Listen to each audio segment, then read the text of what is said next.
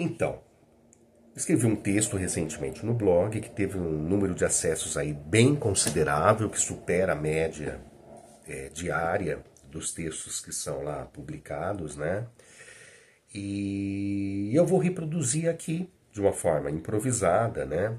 E esse texto aborda a questão da extrema-direita europeia, latino-americana, algumas diferenças fundamentais entre elas, e como que a Rússia utiliza esse apoio para fazer um jogo contra os Estados Unidos, né? E no meio disso tudo tem um movimento woke, que se você não sabe, você vai descobrir o que é daqui a pouco.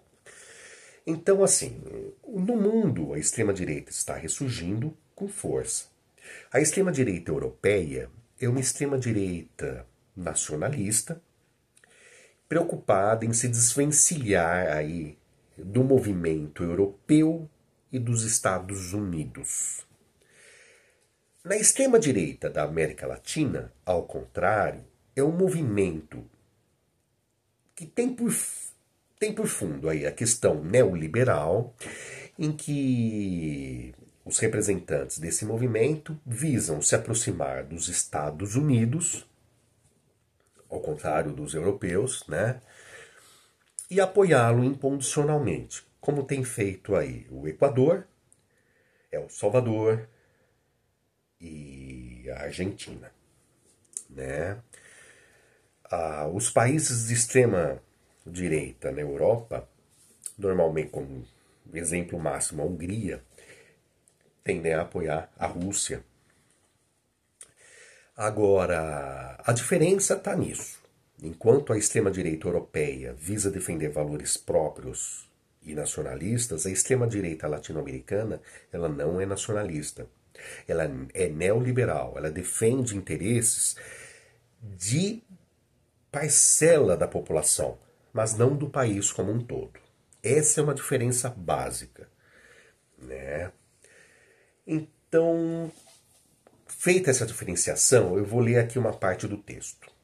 Nos Estados Unidos, assim como no Brasil, a extrema-direita se fortalece com um movimento reacionário à chamada ideologia woke, que é um termo surgido nos Estados Unidos e que diz respeito à defesa dos direitos das minorias e dos movimentos negro, LGBTQIA+, e outros. Porém, os líderes americanos são nacionalistas e preservam os interesses nacionais. Você pode falar o que você quiser do Trump, mas falar que ele não é nacionalista não dá, né? No Brasil, os líderes de extrema-direita pouco se importam com a defesa dos interesses brasileiros e preferem se ligar aos interesses da extrema-direita mundial, seja Israel, seja Estados Unidos, Ucrânia. Há pouco tempo você via lá com símbolos ucranianos antes da guerra, inclusive, né? E a extrema-direita aqui abstrai de qualquer defesa dos interesses geopolíticos, econômicos e culturais nacionais. Aqui no Brasil, ao contrário dos Estados Unidos, a extrema-direita visa aniquilar valores culturais centenários. E a gente pode citar aqui, por exemplo, o cinema, o carnaval, a dramaturgia televisiva, a literatura, produtos culturais que absurdamente e fantasiosamente são ligados à esquerda. A extrema-direita brasileira apresenta o movimento woke, inclusive, como algo a ser combatido, eliminado. A extrema-direita se alimenta do conservadorismo do eleitorado brasileiro em relação a costumes, para existir e ganhar poder. Então a extrema-direita aqui não diz respeito ao nacionalismo, não. Diz respeito a conservadorismo de costumes. É diferente do europeu e é diferente do estadunidense. É muito peculiar isso, como nós somos entreguistas, né? Como a extrema-direita, aqui na América Latina, e a gente está tratando em especial do Brasil, é entreguista, né? E a esquerda, que é nacionalista, ela se sente com vergonha de dizer que é de esquerda. É algo muito estranho. A gente está vivendo um momento aí muito surreal pelo mundo, né? Agora, o movimento woke, inclusive a esquerda diz isso, que o movimento woke está dividindo a esquerda e não os valores próprios da esquerda. O movimento woke, ele defende os direitos aí, das minorias. Se defende os direitos das minorias, diz respeito sim a valores da esquerda. E a esquerda não pode se abstrair isso, né? A diferença é que a esquerda nacionalista ela se preocupa mais com o crescimento econômico do país, o crescimento geopolítico, de influência externa e de influência militar, né? A esquerda, no geral, ela se preocupa com os valores da esquerda, né? Então há uma diferenciação nesse sentido, né? Então a esquerda se divide nisso.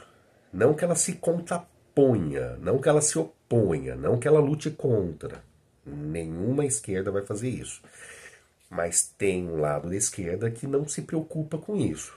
Vai lutar para ser prioridade. Então não consideraria tais questões como prioridade de governo, né?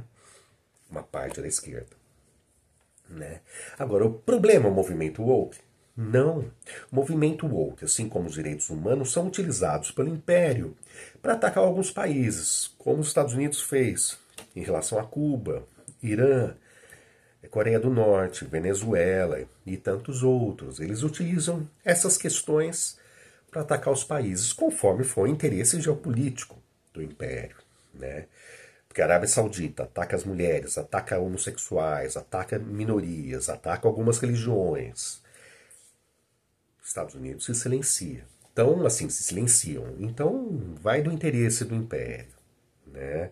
Não é o movimento woke, mas ele é utilizado pela extrema-direita para atacar movimentos de esquerda. E no Brasil, o conservadorismo faz com que a extrema-direita ganhe adeptos pelo conservadorismo, não é pelo nacionalismo. Então a extrema-direita brasileira ela é populista, ela é demagógica. Isso é uma afirmação. Então, assim, com toda essa jogada, quem mais ganha é a Rússia, porque ela ganha simpatia de parcela política dos Estados Unidos, que é aquela, por incrível que pareça, é o movimento ligado ao Trump. Europa, a extrema-direita europeia está com a Rússia. E a esquerda da América Latina. E com todo esse imbróglio, os Estados Unidos foi fortalecer a Ucrânia, provocar a Rússia. A Rússia acabou invadindo a Ucrânia para que mantivesse aí a segurança aí das suas fronteiras. Estados Unidos deu dinheiro, deu armamento, junto com a OTAN, treinou as forças ucranianas. E a Rússia está ganhando a guerra. Então, assim, a Rússia está ganhando todas as frentes possíveis e imaginárias, né?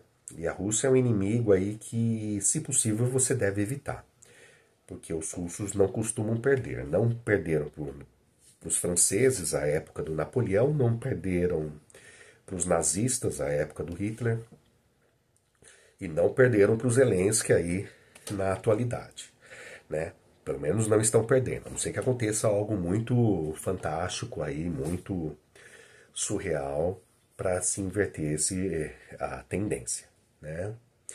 Mas essa é a realidade da extrema-direita mundial, da extrema-direita brasileira, da diferença e de toda a vantagem que a Rússia está tirando do momento atual, pela guerra da Ucrânia, dessa questão do movimento woke, porque a Rússia é um país de direita, né? Tem um governo de, não é um país, tem um governo de direita que está lá, que é o Putin, e ele sabe articular muito bem isso, os apoios que ele tem, tanto da esquerda latino-americana como da extrema-direita europeia, né?